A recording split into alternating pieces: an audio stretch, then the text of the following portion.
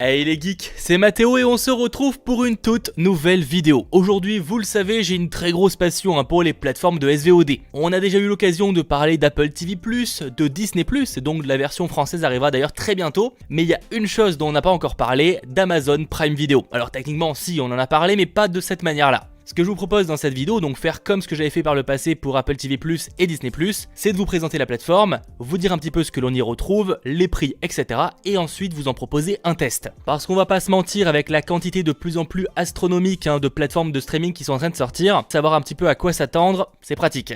Bref, ne perdons pas plus de temps et rentrons dans le vif du sujet.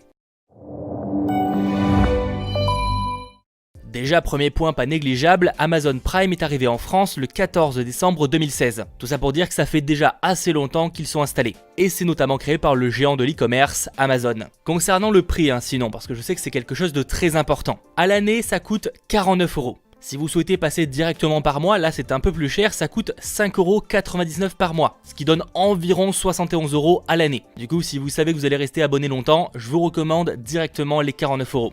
Notons d'ailleurs que ces prix-là en font l'une des plateformes les moins chères qui existent, si ce n'est la moins chère. En France, parce que bon, les prix varient en fonction des pays, là on va vraiment se focaliser sur la France. Sachez que l'essai gratuit est de 30 jours. Si ça vous intéresse, je vous mets un lien en description pour en profiter. Et en plus en cliquant dessus, ça soutient la chaîne. Alors ce prix là c'est bien beau, mais déjà d'être pas très cher, il faut aussi savoir que en vous abonnant à ça, vous aurez accès à l'écosystème d'Amazon. Et là ça joue beaucoup. Parce que oui, certes vous aurez accès à primevideo.com, mais en plus de ça, vous aurez aussi accès au stockage illimité de photos sur l'Amazon Drive, à Twitch Prime, avec quelques avantages donc sur la plateforme Twitch, un accès prioritaire sur les ventes flash d'Amazon, et aussi une livraison en 24 heures sur le site quand c'est disponible. Bref, c'est clairement la force d'Amazon, c'est que pour ce prix-là, vous n'avez pas accès à uniquement un truc, mais à plein de choses, vraiment un écosystème plutôt bien fourni. Alors certes, faut en avoir l'utilité, mais c'est comme pour tout. En revanche, malheureusement, pour ce prix-là, on peut pas avoir plusieurs profils. Donc techniquement, un compte Amazon est pour une seule personne. Même si c'est vrai que sur le papier, quelqu'un d'autre peut se connecter avec le même compte, mais alors vous aurez les mêmes recommandations, etc. etc. Du coup, c'est pas ultra pratique pour la famille. Pour ce qui est d'accéder à la plateforme, il y a plusieurs moyens. Via directement le navigateur forcément, mais aussi via Fire TV Stick d'Amazon, sur les box compatibles d'SFR, Bouygues Telecom, Free, etc. Sur les Smart TV, ça dépendra évidemment de votre Smart TV, mais globalement pour la plupart c'est bon. C'est disponible aussi sur l'Apple TV, sur les consoles de jeux Xbox One et PS4, la tablette Fire, l'iPhone et l'iPad, téléphone et tablette Android via le Google Play, et aussi via Chromecast. Donc possible de caster directement votre programme. Et ça c'est une nouveauté assez récente, puisqu'il y a quelques mois j'avais acheté une Fire TV Stick pour justement régler le problème, vu que c'était pas proposé. Et ça nous conduit à un autre point, le contenu. Rassurez-vous, je parlerai d'interface juste après. Amazon Prime propose à la fois des contenus de studios tiers, comme par exemple la saga Resident Evil ou encore les SOS Phantom, etc. mais aussi des exclusivités d'Amazon comme le dernier Daniel Radcliffe, Guns Akimbo, ou même l'excellente série The Boys que je recommande à fond. Le choix est donc assez large, il y a des programmes pour les enfants, d'autres beaucoup plus matures, de l'horreur, des comédies, des thrillers, tout comme de vieux films et des plus récents, et quelques classiques. Et tout comme Netflix, il y a les séries dont ils ont les droits européens, je pense par exemple à Pennyworth, ou encore la série The Purge, sans oublier la dernière série Star Trek, et après il y a celles qu'ils produisent eux-mêmes, genre dernièrement Hunters avec Al Pacino, ou même encore l'excellente Le Maître du Haut Château. Ouais, je le dis en VF.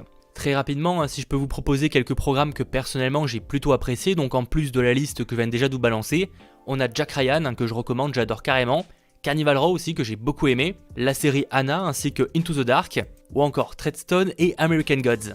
Dans tous les cas, il y a du très bon et du un peu moins bon, mais ça reste globalement très positif. Surtout pour ceux qui pourraient reprocher à Netflix de se spécialiser dans les séries pour ados. Chez Amazon, même si la quantité est pour l'instant moindre, on ne s'oriente pas trop dans cette direction. Après, est-ce que c'est mieux ou moins bien, ça chacun en sera juge et choisira en fonction de ses besoins. Notons aussi que c'est mine de rien le début. Amazon investit énormément, suffit de voir l'argent qu'ils ont mis pour acheter les droits d'une série sur l'univers du Seigneur des Anneaux. Juste, elle n'arrivera pas avant des années. Pour l'instant, Amazon Prime Video ajoute une moyenne de 20 nouveautés par mois. Alors prenez pas du tout ça comme une stat certaine, ça varie énormément, mais c'est juste histoire de vous donner une idée de la quantité.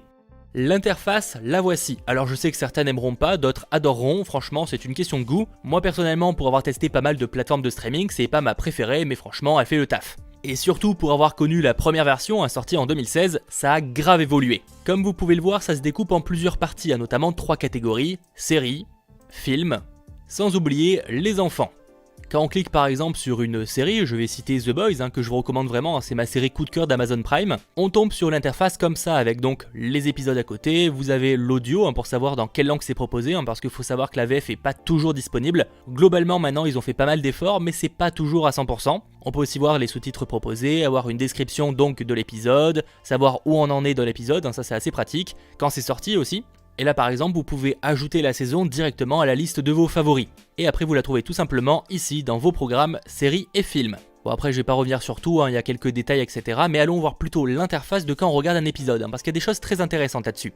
Alors classique évidemment, vous avez un aperçu de l'épisode qui s'affiche juste ici quand vous défilez sur la barre. Vous pouvez aussi choisir d'afficher des sous-titres, changer la langue etc. Ça c'est du très classique. Passer directement à l'épisode suivant. Et de même pour les génériques, vous pouvez aussi les passer. Et il y a par contre une option qui est vraiment très cool et que seulement Amazon Prime Video pour l'instant propose. Ça s'appelle X-Ray. Comme vous le voyez à gauche, ça affiche les acteurs. Alors ça affiche pas uniquement les acteurs qu'il y a dans la série, mais surtout les acteurs qu'il y a dans la scène. Et bordel, ça peut paraître bête mais c'est ultra pratique. Comme moi, ça a déjà dû vous arriver de regarder un film ou une série et de vous dire « Ah mais cet acteur me dit quelque chose, mais c'est qui ?» Et bien grâce à ça, vous retrouvez facilement le nom de l'acteur. A savoir quand même que X-Ray n'est pas proposé dans tous les programmes d'Amazon Prime, mais la plupart, en tout cas les originaux, c'est disponible.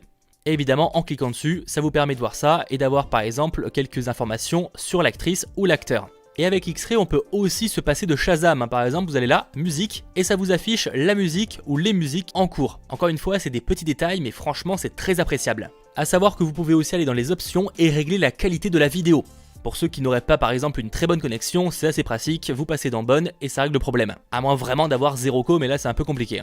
Et concernant l'interface de l'application, ce sera très rapide, c'est exactement la même que sur le site internet. La seule différence, c'est que cette fois, on peut télécharger un épisode ou un film pour le regarder hors ligne. Je pense notamment dans les transports en commun, on n'a pas forcément internet ou en tout cas un bon débit, et ben là-dessus c'est assez pratique. Moi personnellement, je prends souvent le train pour plusieurs heures, et pouvoir me télécharger l'intégrale d'une série et pouvoir en plus de ça choisir la qualité pour que ce soit plus ou moins rapide à télécharger, c'est cool. Mais c'est vrai que ça reste une option qui est proposée chez la concurrence.